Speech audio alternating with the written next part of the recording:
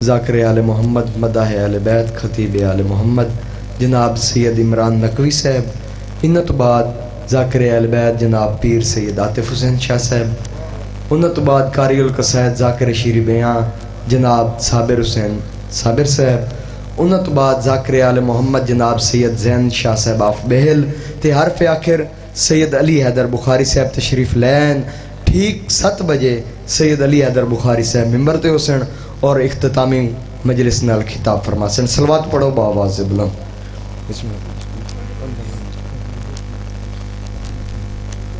صلوات کوئی نہیں پڑھی کسی نے۔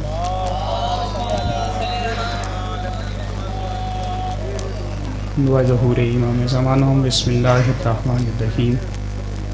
اللہم کن لولیک الحجۃ ابن الحسن صلواتک علیہ وعلی آبائہ فی هذه الساعة وفی کل ساعة ولیا وحافظا وقائدا وناصرا ودلیلا وعینا حتی تسکنہ ارضک طوعا وتمتعہ فیہا طویلا یا رب محمد وآل محمد صلی علی محمد وآل محمد وعجل فرجہم قائم آل محمد۔ مل کے صلوات پڑھیے گا۔ چلو جنہوں نے آندھی یہ صلوات کم از کم ہوتے پڑھا۔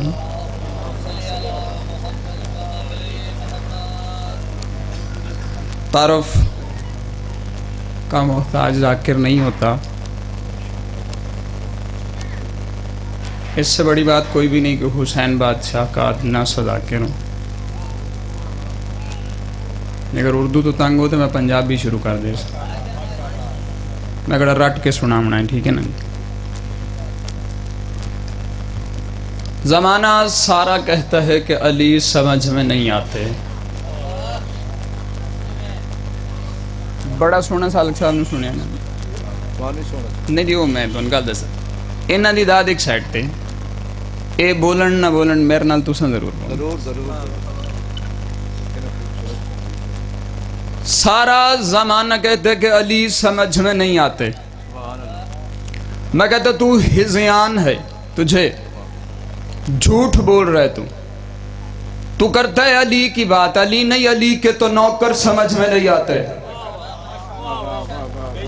زندہ رہو، سلامت رہو۔ یہ جملہ آپ نے 1000 بار سنا ہے۔ علی نہیں، علی کے تو نوکر سمجھ میں نہیں آتے۔ لیا قرآن جملہ اس سے آگے چلتے ہیں، اگر کسی کو سمجھ آئے تب بھی میں پڑھوں گا، نہیں سمجھ آئے پھر بھی پڑھوں گا۔ تو کہتا ہے کہ علی سمجھ میں نہیں آتے، میں کہتا ہوں علی نہیں، علی کے تو نوکر سمجھ میں نہیں آتے۔ اس جملے پہ بندہ وہی بولے گا جس بندے کو ابھی مقصر مولوی کے پر نہیں لگے، سر اٹھا۔ میں کہہ رہا ہوں علی کیا، علی کے تو نوکر سمجھ میں نہیں رہتے۔ نوکر تو پھر بلندی کی بات ہے، نوکر کی بات نہ کر، علی کے تو گھوڑے سمجھ میں نہیں۔ چلو جی آخری جملہ فضائل کا سنیے گا۔ میں نے کہا فضائل کا آخری جملہ سنیے گا، ٹھیک ہے۔ شہر کا بادشاہ ہوں، خطیب جی ہوں میں، اپنے علاقے سے بن کے ذاکر پھر باہر کے علاقوں میں پڑھنا شروع کی، یہ بہت سانی اچھی طرح سے جانتا۔ آخری جملہ فضائل کا سنو۔ میں نے کہا علی سمجھ میں نہیں آتا۔ علی کیا، علی کے تو نوکر سمجھ میں، نوکر کیا، ان کے تو گھوڑے سمجھ میں نہیں آتے۔ جنہ میں زور لایا سارا مختصر کر کے ہن میں تسلی نال ایک گل کر لواں، اگر سمجھ آ جاوے۔ علی کیا، علی کے نوکر سمجھ میں نہیں آتے، علی کے گھوڑے سمجھ میں نہیں آتے۔ گھوڑے تو پھر بہت بلندی کی بات ہے، علی کے تو جوتے سمجھ میں۔ مل کے بھائی اگر جوتے پہ پڑھنے پہ بیٹھ جاؤں اشرے چاہے، لیکن میں نے کہا تھا کہ آخری جملہ ہے فضائل کا۔ چلو آپ کے لیے ایک جملہ پڑھ لوں۔ سرکار مصطفیٰ کے پاس ایک بندہ آیا، کافی دن، عبداللہ نام ہے اس کا، کافی دن اس نے خدمت کی۔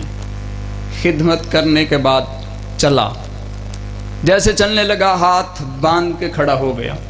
1 سال اسلام کا مبلغ بن گیا، 1 سال جانے لگا، ہاتھ باندھ کے کھڑا ہو گیا، کہنے لگا مولا کچھ ایسا عطا فرما دیں کہ میں دین پہ رہوں۔ میں اسلام پہ رہوں. میں نے کہا ان کے جوتے سمجھ میں نہیں آتے. جملہ سنو. سرکار نے پہلے اس کی طرف دیکھا, پھر اس کی بات پہ توجہ دی. بات پہ توجہ دینے کے بعد سرکار نے اپنے جوتے کو دیکھا. نہ نے پیچھے رہ گئے, وہ جوتے کو دیکھا. جوتے کو دیکھ کے کہا خذھا کل حاجت منہا, جا جوتا میرا اٹھا کے لے جا, گھر میں رکھنا, کوئی حاجت ہو اس سے مانگ لینا,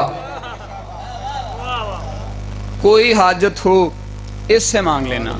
ایک جنگ سے واپسی پہ سرکار واپس آئے. سرکار, میں نے کہا کہ عشرے ہوں پھر جوتوں کے فضائل پڑے جائیں. ٹھیک ہے جی. جنگ سے واپس آئے, جوتا تھوڑا سا کمزور ہو گیا, ٹوٹ گیا, ٹانکے لگنے کے قابل ہو گئے. سرکار نے آواز دی, یا علی, جی مولا, میرا جوتا کمزور ہو گیا ہے, میرا جوتا نازک ہو گیا ہے, ٹانکے لگا دو. مسجد نبوی میں بیٹھ کر علی اللہ کا ہاتھ ہو کے اپنے ہاتھوں سے محمد کے نالین کو سلائی لگا رہا تھا, ٹانکے لگا رہے تھے. کچھ بندوں نے دیکھا, جیسے دیکھا دیکھ کے سرکار مصطفیٰ کے پاس گئے.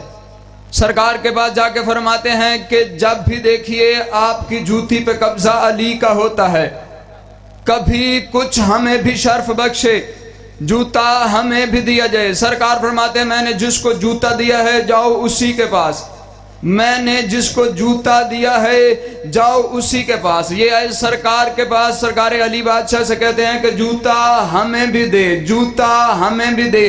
سرکار فرماتے ہیں یہ جوتا آپ کو نہیں مل سکتا, تمہارے میرے تعلقات پہلے سے درست نہیں, جس نے جوتا دیا ہے اسی کے پاس جاؤ. کہتے ہیں جی ہم ابھی سرکار مصطفیٰ کے پاس گئے تھے, انہوں نے کہا ہے کہ جسے میں نے جوتا دیا ہے انہی سے جا کے پوچھو. تو سرکار فرماتے ہیں اگر بات مجھ پہ ہی آنی ہے نا تو پھر یاد رکھو یہ جوتا آپ لوگوں کو نہیں ملنے والا, یہ جوتا آپ لوگوں کو نہیں ملنے والا. اس وقت کہتے ہیں کیوں نہیں ملنے والا؟ سرکار فرماتے ہیں یہ محمد کا جوتا معراج پہ جائے گا, یہ محمد کا جوتا معراج پہ جائے گا, اس لیے تمہیں جوتا نہیں مل سکتا کیونکہ اسے معصوم ہاتھ لگا سکتا ہے, غیر معصوم ہاتھ نہیں لگا سکتا. میں جنگ میں کھڑا ہو کے اپنا نام بھی بتا رہا ہوں, اپنی شخصیت بھی بتا رہا ہوں, میرے ایم اے تعلیم ہے, میں ایک ٹیچر ہوں, میں بڑی دیر سے ذاکری کرتا ہوں, لیکن کبھی کبھی کوئی دعوت کی ہو تو پڑھتا ہوں, منت نہیں کرتا کہ 5 منٹ دو. دل ہو گھر میں بیٹھ کے میں بچوں کو کہتا ہوں آؤ سنو, مجلس ہو جاتی ہے, سر اٹھا, میں جملہ جنگ سیٹی میں کھڑا ہو کے کہہ رہا ہوں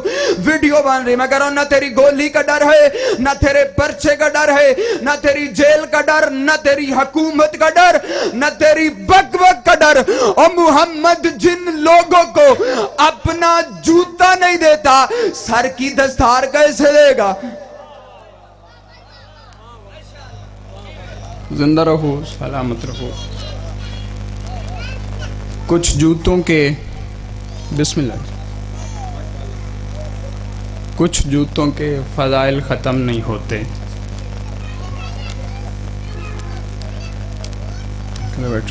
میرے جنا والا دھرتی دے. میں نے کہا جی کچھ جوتوں کے فضائل ختم نہیں ہوتے, بے ساختہ ہائی نکل جائے گی.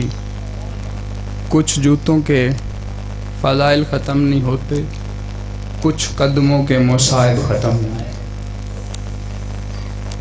اگر بھائی چند بندے سمجھیں مختصر 1445 میل ایک کو بندے نے ہائی کی تھی, ایک کو نہیں سمجھ آئی. 1445 میل, 36 شہر, 144 گلیاں, 258 موڑ, 3 دربار.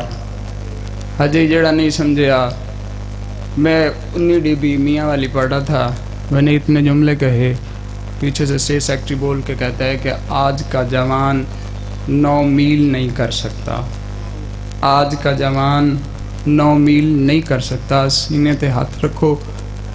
میں جملہ کو میں نے مڑ کے کہا اسٹیٹ سیکرٹری صاحب 9 میل نہیں, میں کہتا ہوں آج کا جوان ایک بازار نہیں گزر سکتا, اس کے ساتھ شرط ہے کہ اس کی 4 سال کی بہن ساتھ ہو.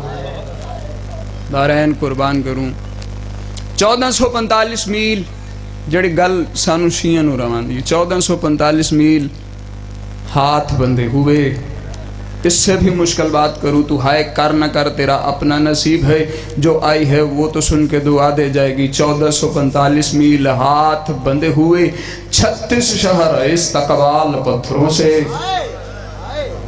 36 شہر استقبال پتھروں سے. اور ذاکری کی دنیا میں ایک جملہ ایسا کہنے لگا ہوں جو آپ میں سے بہت کم لوگوں نے سنا ہوگا. اس نے سامنے کھڑا ہو کے کہا تھا، کس نے؟ 9ویں والے دن 9 محرم کو ایک جرنیل اٹھ کے کہتا ہے، او لعنتی عمر ابن سعد، تجھے پتہ ہے حسین اکیلا نہیں ہے؟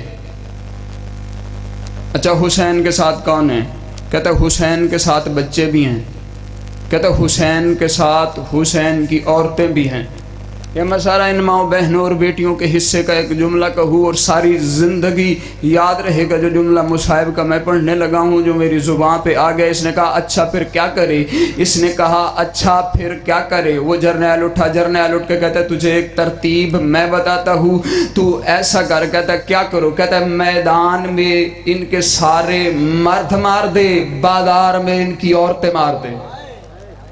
کہتا ہے میدان میں ان کے مرد مار دے، بازار میں ان کی عورتیں مار دے. سنو گے اس نے جب 10 محرم کی شام کو سارے لوٹ لیے، سب مرد مار دیے، بچے بھی مار دیے. اس وقت دیکھ کے کہتا ہے تو نے کہا تھا ہم نے میدان میں سارے جوان مار دیے، بتا اب آ گئی ہے بازار کی باری، کیا کرنا ہے؟ بازار کی باری میں ہم ماریں گے ایک ایک عورت کو. کس طرح؟ میں کہتا ہوں ہاتھ باندھ کے، کانوں کو ہاتھ لگا کے، کسی ماں بہن کا دل دکھ جائے سید سمجھ کے معاف کر دینا. آزادہ رو اٹھ کے کہتا ہے بتا فہرست میں بچہ کون کون ہے؟ اس وقت کہتا ہے پہلے مستورات کی فہرست بنا، پھر میں تمہیں بتاتا ہوں کہ بازار میں کیسے مارنا ہے. آزادہ رو معافی مانگتا ہوں. 4 سال کی حسین کی بیٹی سن رہی تھی، ادھر سے اس نے نام لیا ملکہ شام بی بی کا. ملکہ شام بی بی کا نام لے کے ادھر سے اس نے اپنے فوجی شمر کا نام لیا. اس وقت اٹھا کے کہتا ہے شمر تیری ڈیوٹی ہے آج کے بعد حسین کی حصے کی بہن کسی جگہ پہ نہ سوئے. ازادارو میں کہہ گیا تو سن گیا. 44 دن 44 راتوں کی جاگی ہوئی ملکہ شام آ گئی بازار موصل میں، معافی مانگ کے آ گئی بازار موصل میں.